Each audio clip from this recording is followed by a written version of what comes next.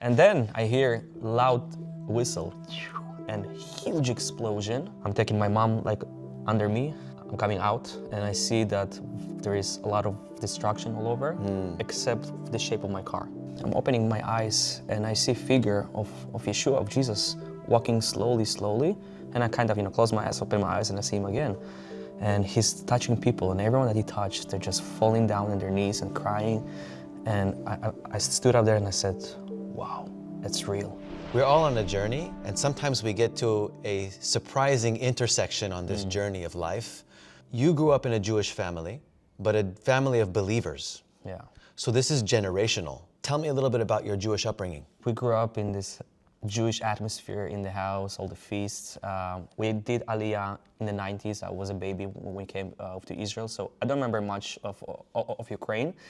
But growing up here, at least, it's always been a part of our culture, in the house. We always knew kind of, we're Jewish, we're proud Jewish. Right. We all know that faith in Yeshua is not something that's passed down from generation to generation. It's a personal decision and an encounter with the living God, right? But you didn't believe it right away. You struggled. I struggled.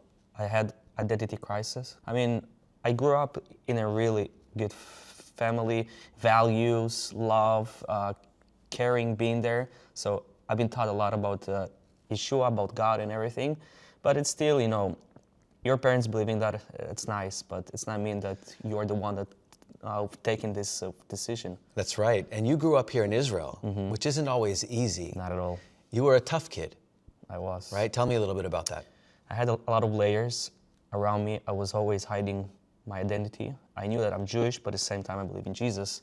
So in school it was always hard kind of to hide that because, kids are being kids, everyone, being with their character, and being there, I was really hiding who I am, so I was cursing a lot. I was bullied. I was really bullied to people, especially when it came coming to religious things. I was always like, get away. If you say anything to me about that, I'll punch you, Wow. Yeah, so I was really tough in that way. Yeah, and you were a wrestler too, right? I was a wrestler too. I did it professionally for a season of 10 years. Wow, nobody messes with Sasson, huh? Yeah. Wow. So you're a wrestler, you have this kind of tough outer shell, and you feel like you have to protect your identity, but that doesn't mean you openly spoke about it.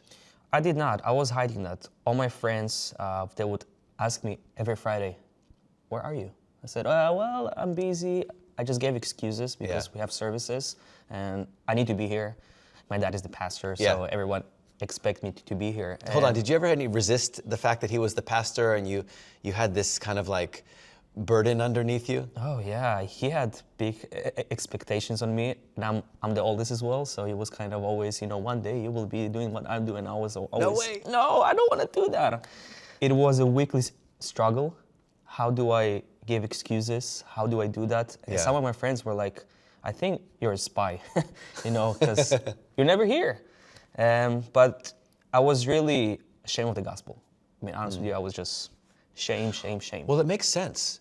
You're 8 years old, 10 years old, 12 years old at these pivotal times where you want to be accepted by people. And it's very understandable at that age. But as you're growing up, you're realizing that, wait a second, I can no longer hide this. Was there some sort of turning point for you? I think since we as a congregation here in Ashdod, we've been going through a season of heavy persecutions. We had big riots here, thousands of people coming out and shouting, we'll take you out of this city. There was posters all over the city, my parents and my address at home. And when I saw that, I said okay, somehow someone will know that, right. Even at that point, I kind of realized that you should stand up for your faith from time to time. I know that you are ashamed of what you're believing, but maybe it's worth it. Well, you're a kid, right? And all these things are happening around you.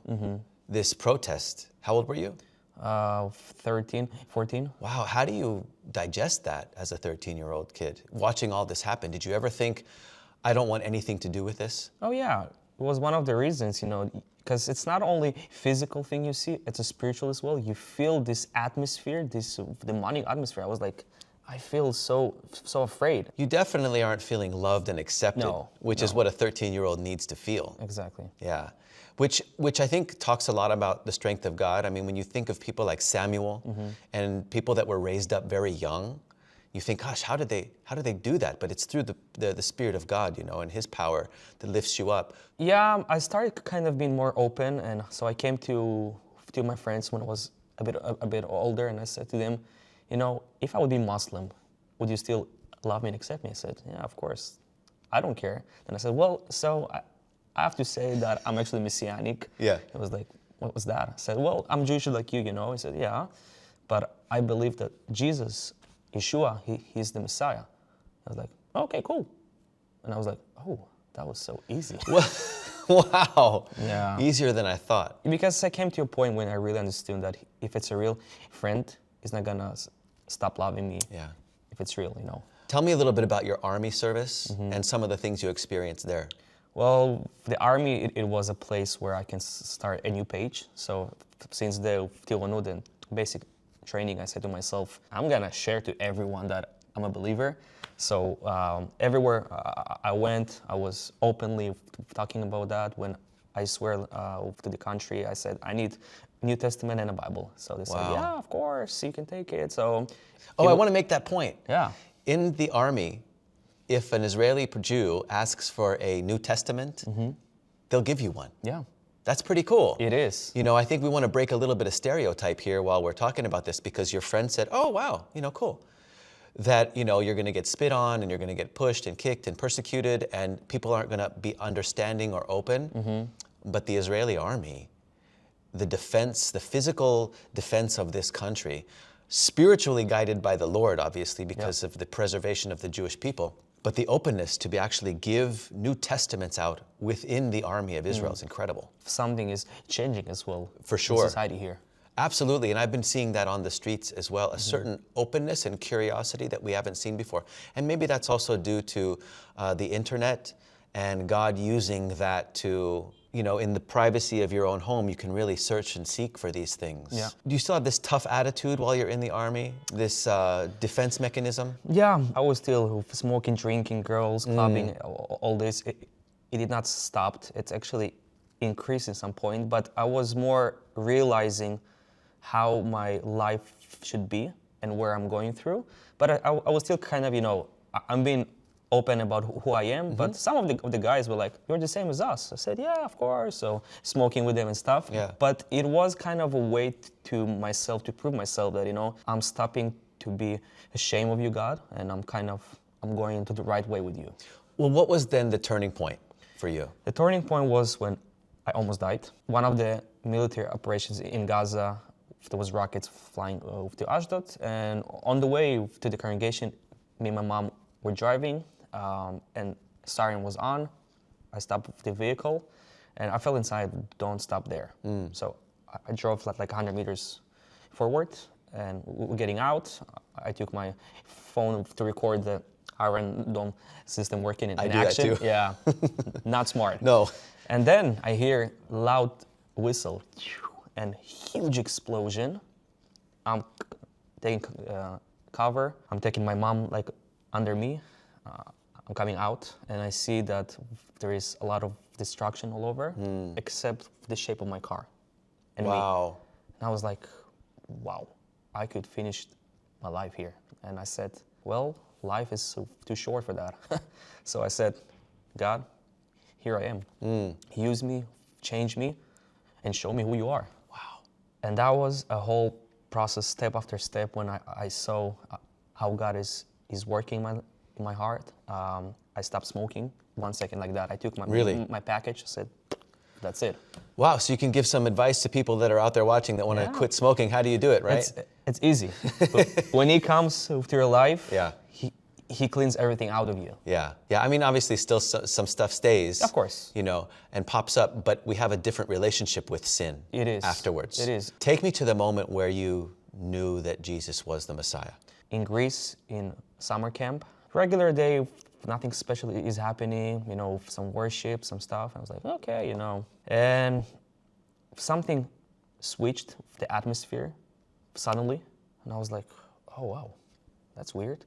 I close my eyes, I'm starting to pray, and when I'm opening my eyes, I see everything, but I see suddenly that my spiritual eyes been opened, like it was like a switch, like boom, and you can see some things in the spirit, and I saw Yeshua coming in to the room. I saw his backside, and when he walks, he touching this girl, this boy, and they're all falling on their knees and crying.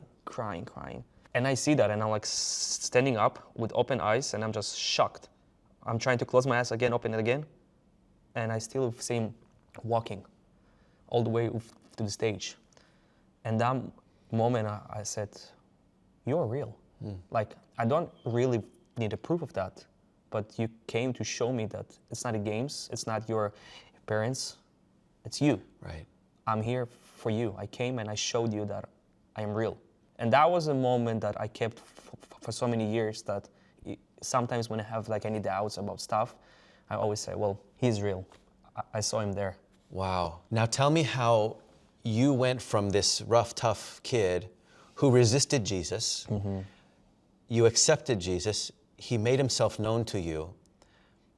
How do you go from there to becoming an associate pastor at a church congregation or what we call kehillah here in Israel? Yeah, so after the military, when I finished, I was flying to Sweden to clear up my head after 3 years of military service.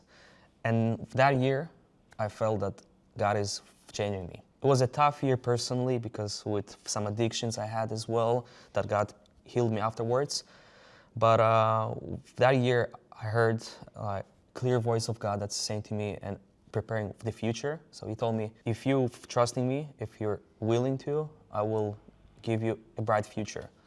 But I was not expecting that it will be like a ministry and congregation. I was like, oh, that's weird. Right. But God had the different plans for me. And since that, the last 11 years, I'm doing that full time as well. Wow. So, isn't it amazing what he can do to people and give them a life that they would have never chosen for themselves, even resisted? But then when you actually go into it, you realize, oh, wow, thank you. True. I mean, my dream was always to travel the world and see places. But when I took actually the calling of God, he brought me to all these places to preach the gospel. And I mean, my unique thing that I'm showing everyone, Israel, the role of Israel, and the Messiah of Israel. Sasson, Jews aren't supposed to believe in Jesus. We've heard that many times. Too many times. Yeah, how do you respond to that? That's not true. There is nothing more Jewish than being a follower of Yeshua. But someone can say, oh, that you just made it up. You know, you're just saying that. When you read Scripture and you teach Scripture, you have a very broad knowledge of the Bible. Yeah.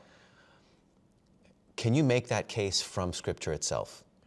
Yeah, of course. When you're talking to Jewish people, especially those ones that are into religion, you can still show them from so many scriptures that talking about the Son of God.